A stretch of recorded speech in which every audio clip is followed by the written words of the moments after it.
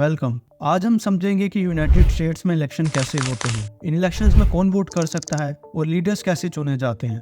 चलिए इस प्रोसेस के स्टेप्स एक्सप्लोर करते हैं।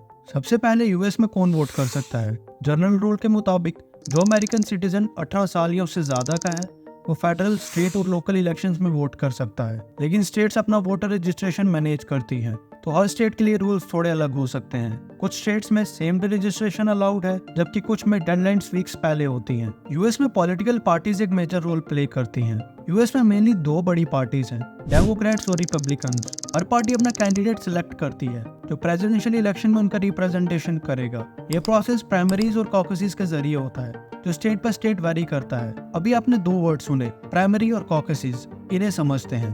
कॉकस में लोग मीटिंग या डिबेट अटेंड करते हैं और अपने पसंदीदा कैंडिडेट के लिए वोट करते हैं। या वोट हेड काउंट या शो ऑफ हैंड के जरिए होता है। प्राइमरी ज्यादा सिंपल होता है। एक रजिस्टर्ड सिटीजन पोलिंग बूथ पर जाके अपना वोट कास्ट कर सकता है। प्राइमरीज के भी दो टाइप्स हैं, ओपन और क्लोज्ड। ओपन प्राइमरी में वोटर्स को किसी पार्टी में रजिस्टर्ड होने की जरूरत नहीं है, जबकि क्लोज प्राइमरी में सिर्फ वो लोग वोट कर सकते हैं जो स्पेसिफिक पार्टी के साथ रजिस्टर्ड मेंबर्स हैं। सेमी ओपन और सेमी क्लोज कुछ हाइब्रिड वेरिएशंस हैं।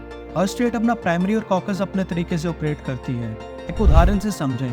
प्राइमरी और कॉकसेस पार्टी के अंदर इलेक्शंस हैं जो प्रेसिडेंशियल कैंडिडेट के सिलेक्शन के प्रोसेस को नैरो डाउन करती है। हर स्टेट में अपना प्राइमरी या कॉकस होता है और जो कैंडिडेट जीतता है वो डेलीगेट्स अर्न करता है, और जिस कैंडिडेट के पास मैक्सिमम डेलीगेट्स होते हैं वो पार्टी से कैंडिडेट घोषित किया जाता है। मान लीजिए रिपब्लिकन पार्टी में 4 कैंडिडेट्स हैं जो अपने आप को प्रेसिडेंट के लिए प्रोजेक्ट कर रहे हैं, तो उनके बीच प्राइमरीज होंगी और जो कैंडिडेट ज्यादा वोट लेते हैं उन्हें ज्यादा डेलीगेट्स मिलते हैं। 2024 के प्राइमरीज में डोनाल्ड ट्रंप ने 2242 डेलीगेट्स जीते 2429 में से।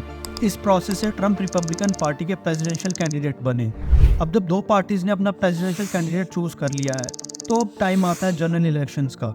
यूएस में प्रेसिडेंशियल इलेक्शंस हर 4 साल में होते हैं और ये नवंबर के पहले ट्यूसडे को कंडक्ट किए जाते हैं। वोटर्स पोलिंग स्टेशन में जाकर अपने पसंदीदा कैंडिडेट को चूज करते हैं। लेकिन यह एक यूनिक चीज है। यूएस में प्रेसिडेंट इलेक्ट करने के लिए इलेक्टोरल कॉलेज सिस्टम का यूज होता है। इलेक्टोरल कॉलेज को समझें तो ये रिप्रेजेंटेटिव्स या इलेक्टर्स का ग्रुप है जो हर स्टेट से आते हैं। हर स्टेट के इलेक्टर्स की संख्या उसकी पॉपुलेशन साइज पर डिपेंड करती है।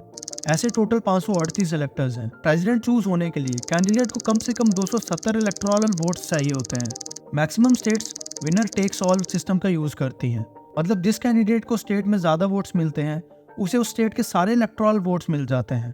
उदाहरण के तौर पर समझें, कैलिफोर्निया में कुल 54 इलेक्टोरल कॉलेज वोट्स हैं और अगर एक कैंडिडेट को मेजोरिटी मिलती है तो वो सारे 54 वोट्स उसके नाम हो जाते हैं। जैसे कि सपोज करिए एक कैंडिडेट 28 वोट्स जीता है 54 में से और दूसरा 26 जीतता है। जिस कैंडिडेट ने 28 वोट जीते होंगे उसके नाम 54 के 54 इलेक्टोरल कॉलेज वोट्स हो जाएंगे। ये विनर टेक्स ऑल वाला सिस्टम 2 यूएस स्टेट्स में लागू नहीं होता, और वो 2 स्टेट्स मैने एंड नेब्रास्का हैं। यहाँ वोट परसेंटेज के बेस पे इलेक्टोरल वोट्स डिसाइड होते हैं। इलेक्शंस के बाद कांग्रेस अर्ली जनवरी में ऑफिशियल इलेक्टोरल वोट्स काउंट करती है। अगर एक कैंडिडेट को मेजोरिटी मार्क मिल जाता है जो कि 270 इलेक्टोरल वोट्स का है, उसे प्रेसिडेंट इलेक्ट कंफर्म कर दिया जाता है और जनवरी 20 को वो ऑफिस में स्वर्न इन होते हैं। प्रेसिडेंशियल इलेक्शंस के अलावा भी यूएस में और भी इलेक्शंस होते हैं।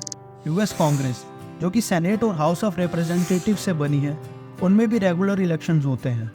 हाउस मेंबर्स का टर्म 2 साल का होता है और सेनेटर्स का 6 साल का टर्म होता है, जिससे कि सब सीट्स एक साथ खाली ना हो। आज तक यूएस में 46 प्रेसिडेंट अपॉइंट हुए हैं। अब जो भी नवंबर 5 के बाद मेजोरिटी में आएगा या प्रेसिडेंट अपॉइंट किया जाएगा वो यूएस का 47th प्रेसिडेंट होगा। उम्मीद करते हैं आज की वीडियो आपको इन्फॉर्मेटिव लगी होगी। और भी ऐसी वीडियोस के लिए चैनल को सब्सक्राइब करें एंड वीडियोस को अपने दोस्तों के साथ शेयर करें। जय हिंद।